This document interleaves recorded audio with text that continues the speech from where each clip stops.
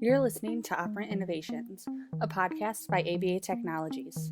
Today, we continue our talk with Dr. Jose Martinez Diaz as we explore where he thinks the field is going and where he would like it to go. That's quite a bit that you accomplished in that 19-year time period, and just that, again, the persistence of up against people firing you and finding your people and the people that had that behavioral perspective to be able to really make a difference and get your inroads there. So that's really fantastic to hear that and sort of that evolution. And I guess sort of thinking about that perspective, and you have been in the field for so many years and seen how it's evolved over time and gone from being in the psychology department to being more recognized as behavior analysis. So just wanted to start to transition and think about, where do you see the future of behavior analysis going? You know, you've seen all that's happened over the years. What do you think is going to be happening in the future? Oh my goodness. A crystal ball I do not have. I know what I would like to see. Okay. But I also at the same time know what the contingencies are out there. And the contingencies are against things happening in the way that I would like them to be. So it could be that we totally mess it up and that we wind up not accomplishing what people like Jerry Shook, like Jim Johnston, like Judy Fable, and some other folks that had the vision to take this field separate from psychology, and who fortunately had me as one of their...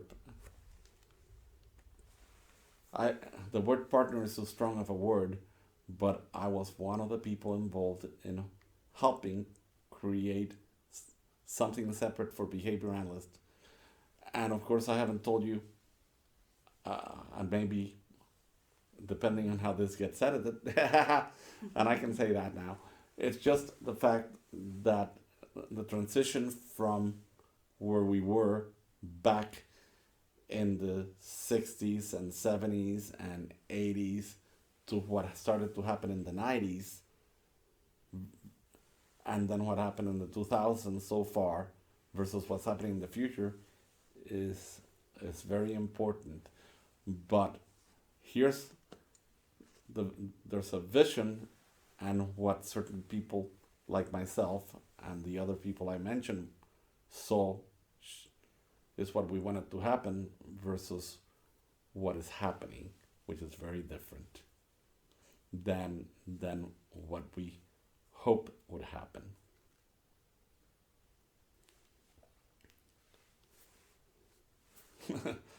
I don't know, you can ask. Maybe I lost track of the question here because it's like, where do I want it to go versus where do I see it going are two different questions. Maybe where to go. Maybe focus on where you want it to go. Yeah. Is there one that you feel more comfortable? No, I would like to talk about both, but they're two different things. Where I wanted to go versus where it could go if things do not.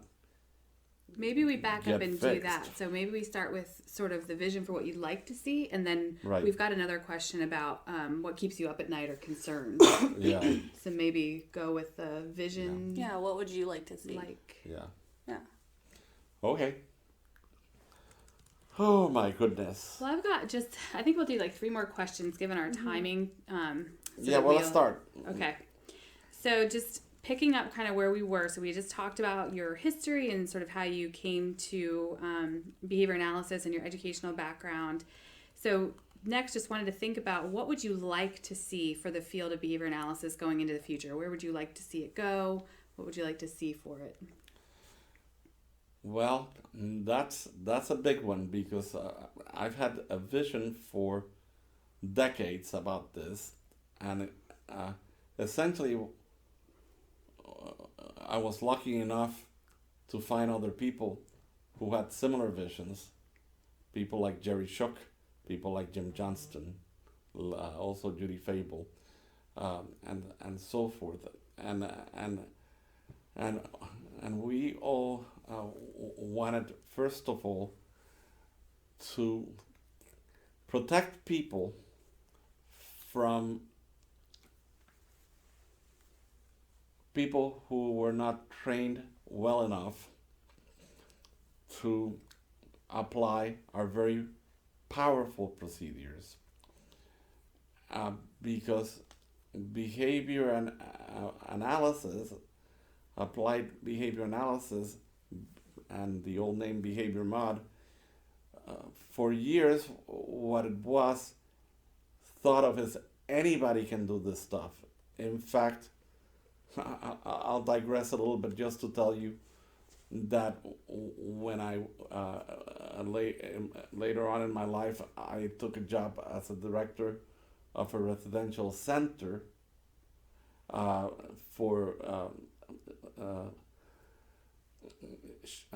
kids and teenagers through age 17. And there was a psychiatrist who said, "Oh, so you're one of those behavior modifiers. Why do you need a PhD on that? Why do you even need a degree? It's the direct care staff who do that stuff. Anybody can do that." And unfortunately, we were turning over and doing training with people, and it was like, anybody can do this. We're gonna teach you how to do this, and then you're gonna do it, and spread it this way. And even in Florida, what happened was that when the state institutions got in trouble, and the Department of Justice recommended that they set regulations for behavior analysis and behavior modification in the state of Florida, and the Florida certification started. Initially, the requirements to be a Florida Cba, a certified behavior analyst, you have to have a high school diploma. You could have a PhD, you could have a master's, but a high school diploma and a 40-hour workshop. Wow. And no supervised experience requirement. And then the state of Florida had to have certain people who were certified behavior analysts overseeing programs. And even though there was also a district behavior analyst who was supposed to be somebody who really knew what they were doing, I was one of those at a point in time. And then a peer review committee that also oversaw things. We couldn't oversee everything. And the stuff that was happening by Florida CBAs that were poorly trained was awful. But then at the same time, people who were licensed professionals, even licensed psychologists, thought that this behavior mod stuff, they all knew it because it was the easy stuff. And they also were messing people up. So in California, I had this experience that's what led me to do something different. When I was working at Camarillo, two of the individuals that I had worked with, I went into group homes in the community, and they both died, and I found out how they died, and they died because a licensed psychologist who didn't know behavior analysis wrote behavior plans for them that reinforced all the problem behavior we had worked so hard to replace with alternative behavior. We had taught them communication skills, we had taught them a lot of skills, and instead they reversed the contingencies. They did a reversal of the contingencies. Total reversal, not just a withdrawal. If they had withdrawn treatment, that would have been better, but they reversed it. And all the problems behavior came back, and then one died while being placed in prone containment. They crushed his chest, and the other one died in a locked timeout room of a seizure because he wasn't monitored. And the two deaths happened shortly, and I was sent in to the state to the group homes. The state took them over, and temporarily, and I was working for the state, so I got sent in to fix the mess, and I cried, not only for the death of those two individuals, but to see what was happening with the other individuals who lived there, who I had worked with, and who now had not only lost the skills that they had gained while working with us, but all their problems behavior had come back, and they were totally out of control, and it was a mess. And there were 6 group homes with 6 beds apiece, 36 individuals whose lives were totally ruined while 2 of them died. And I knew we had to do something different. So when I came to Florida and I saw the certification stuff, I thought it was the answer. And then I found out what a sham it was. And that's when I partnered with Jerry Shook and Michael Hemingway, and then Jim Johnston, and later on Judy Fable and so forth. And the vision that we had, back to the vision, was that we would set up standards for certification that made sure that people were well trained, and that there would be a system for ensuring that people were disciplined if they were doing things wrong. But unfortunately, we knew that we had to start the bar low and gradually increase it. I can spend a lot of time talking about that, but the questions about the vision for the future, but it's important to mention that in any profession, if you start out with the bar where it's so high that nobody can meet it, because, for example, in other countries now, you have to have alternative pathways for them to reach certification, because they don't have enough university programs or any in behavior analysis. They don't have any board certified behavior analysts, or they might have 1 or 2 for the whole huge country. So you can't have the same standards. But but our vision was that eventually people would have to get a master's in behavior analysis. And in programs that had the quality of the ones we know about are really good, accredited programs eventually, like Western Michigan, like West Virginia, like Kansas, like Southern Illinois, like University of Nevada at Reno, and I can mention quite a few more. That's not the only ones. I'm just mentioning them because those have been around for a long time. Kansas, I think I said too, they've been around for a long time, and Florida Tech, of course, but Florida Tech is newer.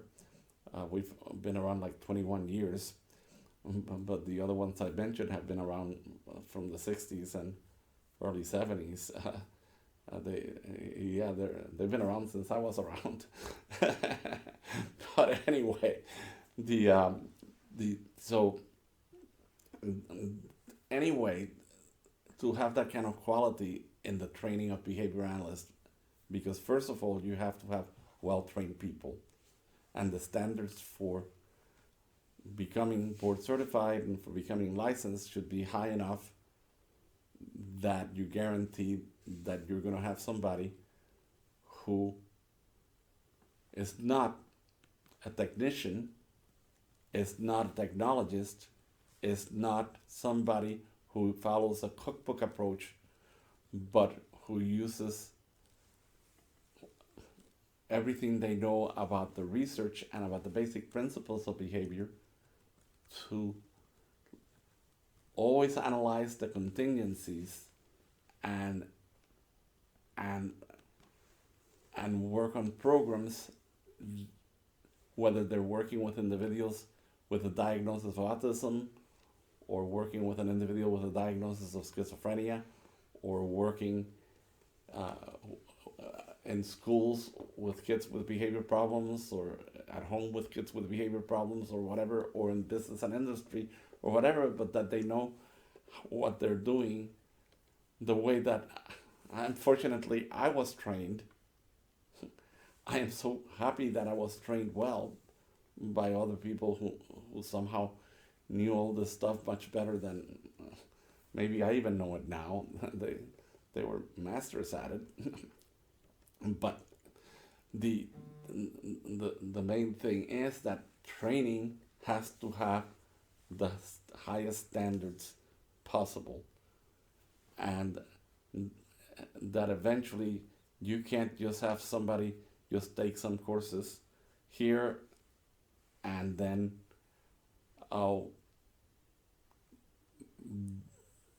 do their practicum or whatever, or their supervised experience anywhere. But like, for example, in clinical psychology, in order to become a license, of course there were exceptions because you could have an alternate pathway too, but we had to go to for 1 year, full-time, 40 hours a week for a whole 12 months to go to an APA accredited internship. The American Psychological Association actually accredited internships. Well, we haven't gotten there yet in behavior analysis. Each university either approves their own practicum sites themselves. They're not an external body, so remember, there's always contingencies in operation so that things don't always go well. I know it fully well. I've been around the block. And then people do their supervised experience outside of a university setting, and they do it at their workplace, and it's more like a job, and then they get supervised. And there's something to that too. I worked at a lot of places, and I learned a lot of places that I worked, but the fact that I went through a formalized internship in which I was there, I couldn't get paid. Oh, and I had to do 2,000 hours of university approved practicum first. I had to do 2,000 hours, and then I had to do 1,000 hour APA approved internship, and then I had to do a 2,000 hour postdoc training to become licensed. And people complain about 1,500 hours. And they want it to be their place of work, and they want to get paid. And of course, people have to get paid. It's the realities of the world. I was lucky enough that at the time, there were training grants by the National Institute of Mental Health. And so what I got was grants from the National Institute of Mental Health that made it possible for me to do an internship. So UCLA had grant money from NIMH, and the grant allowed me to have living expenses. Then I was at a state hospital. They gave me a dorm room. I got to stay in the dorms while I was doing my internship, you know? I got fed. I got 3 square meals a day at the hospital, you know? It wasn't good food, it wasn't good housing, but I didn't have to have a job. I was there to learn. And these days people want to have their job and then make their money and have their nice cars and their nice apartments or houses, and then still get their training. But what happens is they get trained in whatever the place is doing. So if they're doing discrete trials, That's what they learn, discrete trials. No free operant work there. Do you know that there's some behavior analysts that come out and they're BCBAs and they have only done discrete trials and they don't even know what a free operant is? It's crazy. It's sad. It is amazing. But in my internship and in my practica, I had to do rotations to learn different skills, and there was a curriculum of all the skills that I had to learn. So I learned discrete trials. Hey, I learned it from people who had learned it from Lobas. Lobas came around and saw what we were doing. He only came every 3 months, but he still came around, and the people there had been trained directly by him at UCLA. My boss had been. Listen, it's like but then I learned other procedures. Behavioral skills training, before it was called behavioral skills training, I learned that's what they used at the clinical research unit for the study of schizophrenia to train the skills for the schizophrenics. Shaping, how to shape behavior, and that's a free operant procedure. That's not discrete trials. How many people don't know how to shape behavior? It is sad. So people need to learn the skills, but more than that, they need to learn to always look at the contingencies. And some people don't even know what a contingency is. They don't know the difference between a functional relation and a contingency, because I've asked in interviews, I've interviewed people, and I asked them that question: what's the difference between a contingency and a functional relation? And they don't know. And how can a BCBA not know that? So this stuff is really a science and a technology that's based on that science, and people sometimes are just learning techniques. They're not even learning the technology based on the science. They're just learning a bunch of techniques. And that's where we need to make sure that that's not what happens. Instead, what happens is that people are well trained. And then we have to set up contingencies so that people continue to practice, because what happens is there's drift. And people, not only do they drift in terms of what they've learned before, but sometimes they either fail to learn anything new, or they don't learn it well enough to really be able to apply it. Application is a much higher level skill than, it's called knowledge. I don't like the word knowledge. It's one of those cognitive words I hate. But if you look at Bloom's taxonomy in terms of training, that's what we educators use in terms of training people. And there's all these things, and then you get to the higher level stuff, and there's the 3 highest levels: application, then higher than that is an analytical analysis. And hey, as a behavior analyst, you need to not only apply, but you need to analyze. And then synthesis. And synthesis is to synthesize all that you know from the different things, so that then you can produce something in which you make things from different things that you have learned together to come up with something new and be innovative and be able to try things that still make sense, but they are innovations. Try new things, but then evaluate them carefully. But anyway, so I'm digressing a little bit here, but it's what we need is to have people that are well trained enough for all this. And we do need a lot more PhDs, but we also need most people in the field, master's level people, to be well trained, and you can be well trained at the master's level if you go to one of the excellent programs out there, uh, and but then you really focus on that, and it's not something you just do on the side. The rest of your life is the main thing, and this is just something you do on the side. It's like total immersion. Is what we would like, but unfortunately, the contingencies out there and the reality is that it's very difficult.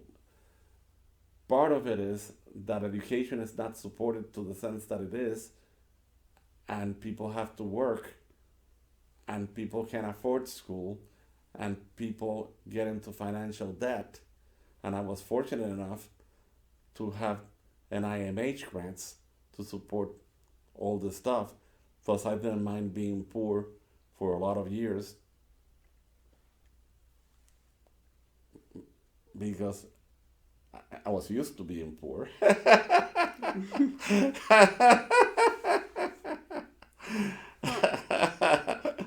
Anyway. And Jose, like, how do you think that so I know a lot of, like you brought up, people working in the jobs as direct care staff right now, as RBTs if they get the credential. How do you think it impacts their supervision when they're kind of stuck in this RBT role? Right. Well, first of all, it's good to get the RBT and work as an RBT for a good period of time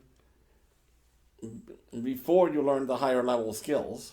But once you are being trained to be a behavior analyst and you're getting supervised to be a BCABA and even more so a BCBA, then what happens is that agencies have it, the contingencies are that they can only bill for these people if they are RBTs doing RBT work. They can't bill for doing behavior analysis work, and the people want to get paid, and the company says, well, we can't pay you unless you do what we need you to do, which is do billable hours. So the contingencies are such for both the agency and the person who's trying to get trained. Sorry, that's the X-Files or something, or maybe. What was A that? spaceship has just landed. That's right. Yep, that's that warning. No, that was. That a meeting's coming up in 15 You got 15 minutes. minutes, yeah. That's what it is. That's great. funny. They're That's funny. contacting you from the future. Yeah, they're contacting me that I have a meeting in 15 minutes. Yes, So I have those alarm things because Yeah. if not, I don't get to my meetings. we're watching it, don't worry. Yeah, well, but- when you're not here, Yeah, then I that's don't very watch true. it, and then I hear my science. Ooh, the spaceship's landed. At least I put a nice sound on it. Yes. So I think I'm hearing you say that the contingencies of how the system is set up right now might be affecting the quality BCBAs that we're getting. Definitely so. So what ideally would happen is that somehow the emphasis on billable hours needs to be shifted, and the way that it might work is that if the agency is making enough money out of the people, they need to just pay them for those hours, and it all depends. In some states, they might be billing $50 an hour for an RBT. I'm not as familiar with the rates of pay now, but I think I read something that it varies from like 30 to 50 or something. But how much are they paying those people an hour? Oh, they really want me to go. If you need time to prep. to Yeah, well, really maybe, pick up this question. maybe what we can do, because we need to restart this again, because it Yeah. got messed up. But I think we have something Yeah. usable for today. You heard it straight from his mouth. We will be hearing from Dr. Jose Martinez Diaz even more. But that doesn't mean we don't have other thought leaders for you. In the upcoming months, we will be talking with Dr. Tom Freeman, Dr. Henry Rohn, Dr. Kyle Miguel, and even more. And as always, if you have any feedback or suggestions, please contact us at Operant Innovations at abatechnologies.com.